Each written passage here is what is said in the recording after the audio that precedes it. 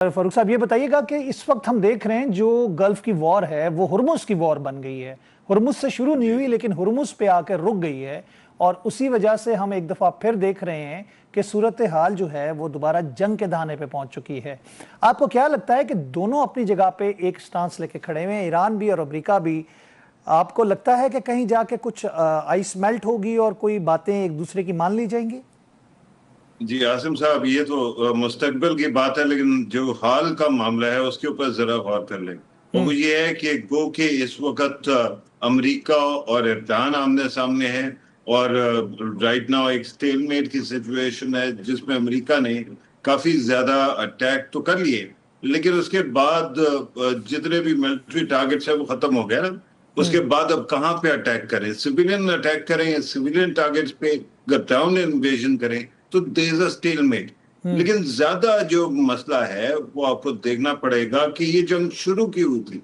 एक जो मुल्क है उसका नाम है इसराइल। उसके बारे में मार्को रूबियो साहब, जो उनके secretary of defence, secretary of state है, वो खुद जाके कहते हैं कि ये सारे का सारा क्यों हुआ, क्योंकि इसराइल हमसे इंडिपेंडेंटली अटैक करने वाला था और तो उसका जवाब हमारे ऊपर आता, इसलिए हमने जंग शुरू कर दी। इस सारी की सारी सिचुएशन के अंदर कल अगर आपने नोट किया हो तो एक चैनल है अमेरिका का CBS, उसके 60 मिनट जो सबसे बड़ा प्रोग्राम है उसके अंदर जाके बेंजामिन नेतन्याहू ने एक जज्बाती किस्म का, नर्वस किस्म का इंटरव्यू दिया है, और जो उसका मकसद ये है कि अमेरिका पे प्रेशर डाले। दूसरा उसने काम ये किया है कि पाकिस्तान को भी लताड़ना शुरू कर दिया और पाकिस्तान पे इल्जाम लगाया है, गुमराह कौन इल्जाम लगाया गया नूर खान एयरबेस के हवाले से। जी सर जी, गुमराह को नहीं है, मज़ाक़ा खेज है। नूर खान पाकिस्तान का सबसे ज्यादा जो है इंटरनेशनल डिग्नेटरीज के लिए बिजी आपका एयरपोर्ट है। आप भी गए होंगे, मैं भी जाता हूँ, और वहां पे हमने जाके कई दफा देखे कितने लीडर्स आ रहे होते हैं। तो वहां पे कोई जगह है जो जाके आप छुपा के ठहरा देंगे? और टू व्हाट इफेक्ट? ईरान के पास जहाज हैं कितने? तो ये सारे के सारे मज़ाक़ा खेज वो है। अच्छा, एक तो इसराइल ने ये किया, CBS तो वैसे ही आपको पता है लैरी एलिसन की वजह से इसराइल का हो गया। लेकिन एक और मुल्क है जिसका आपको एक रोल नजर आता है और उसका नाम है इंडिया।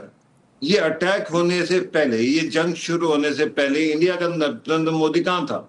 तल अवीव में 40 घंटे, जी 40 घंटे पहले निकल के आए मौसूल। और उस वक्त ख्याल ये था कि इसराइल इज बीइंग कंट्रोल्ड, क्योंकि प्रेसिडेंट ट्रम्प के पास काफी लेवर है, लेवरेज है उसको कंट्रोल करने की, तो इस वजह से वो खामोश होके बैठे। मोदी साहब गए वहां, जाके उन्होंने आयरन डोम की बात की, उन्होंने फ्लान डोम की बात की, लेजर डोम की बात की, और अरबों डॉलर की कमिटमेंट कर रहा है। उसके 40 घंटे के बाद ये सारी जंग शुरू हो गई। अब मुझे ये बताएं कि अगर इंडिया इस जंग को चाहता हो तो उसका मकसद क्या हो?